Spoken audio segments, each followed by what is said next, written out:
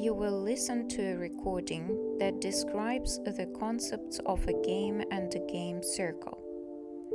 You will hear about the principles of the game and learn to recognize these principles in your life.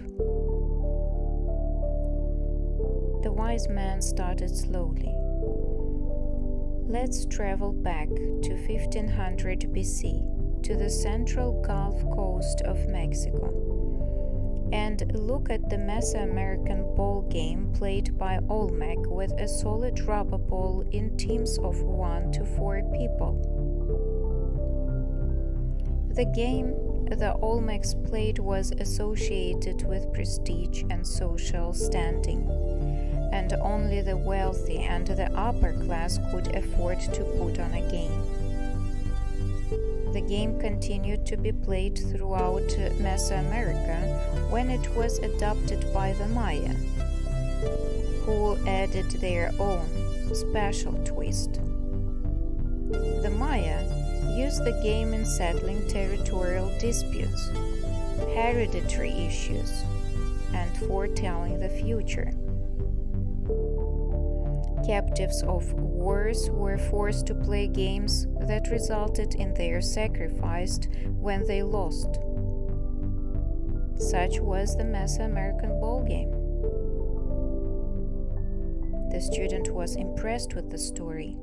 In his mind, he already could see the vivid images of the imprisoned warriors and captives of the war, throwing the heavy ball through the circle, getting injured, and then sacrificed to the gods. He asked the wise man, "What is a game?" The wise master replied, "Well, there are 4 traits shared by most games: a goal, rules, voluntary participation, and a feedback system. For most competitive games, the ultimate goal is winning. A game has well-defined rules that dictate what is allowed and what is not allowed. Rules constrain but also guide a player's actions, explaining what must be done to win. The player follows the rules, and they do so voluntarily. They do so because they have an attitude that says the game means something. They want to follow the rules of the game, even though they limit the player's freedom. A game has a reward system. Rewards may be the intrinsic value, such as the sense of satisfaction from winning, or it could be an extrinsic reward, such as a trophy or other physical prize. These elements mark the realm of the game. This realm is called the magic circle, a concept derived from the work of a Dutch philosopher, Johann Huizinga. "What is a magic circle?" the student asked with interest. A magic circle implies the division between the game world and the world of reality. A magic circle is a place of dreams, games, and fantasy. It is the space where the standard rules are suspended and replaced by the artificial reality of a game world. The boundary that divides the realm of the game and the real world can be physical, like the lines around a soccer field, or virtual, like in a video game. When you are in the magic circle, what matters are the rules of the game, not the rules of the real world. But let's recall the Mesoamerican ball game. Was there a difference between play and ritual, between the playground and the real world for captives of wars, who were forced by Maya to play games in which they could die? Not so much. the wise man said with a deep sigh. So the borderline between the game and the real world can be quite blurred, concluded the student, contemplating the subject. The arena, the card table, the magic circle, the temple, the stage, the screen, the tennis court, the court of justice, all are in form and function playgrounds with specific rules and goals. They are all game circles crossing and overlapping each other.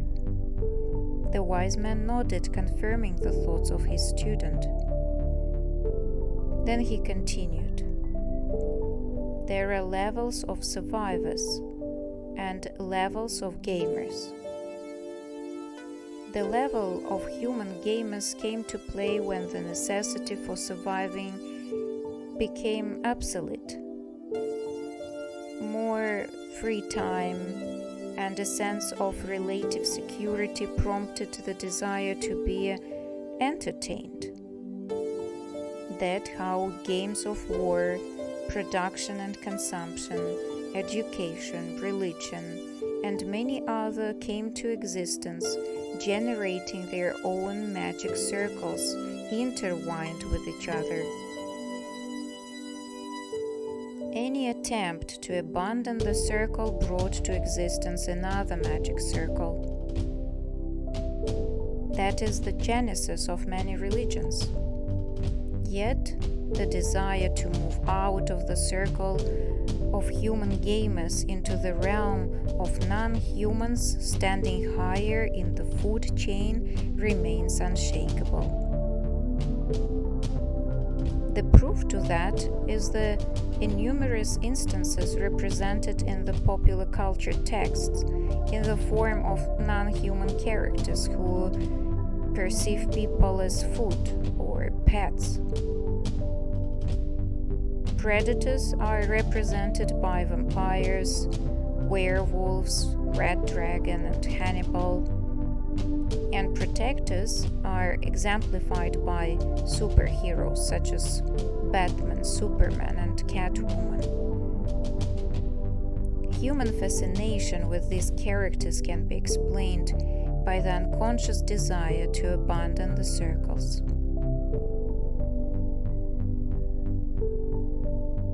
But inevitably you find yourself in some game circles trying to figure out what the goals, the rules, the rewards, and punishments within each circle are, the student said when the wise man paused. Yes, the wise man uttered. And zooming out, you can also detect the game principles of the entire system in which you live and survive.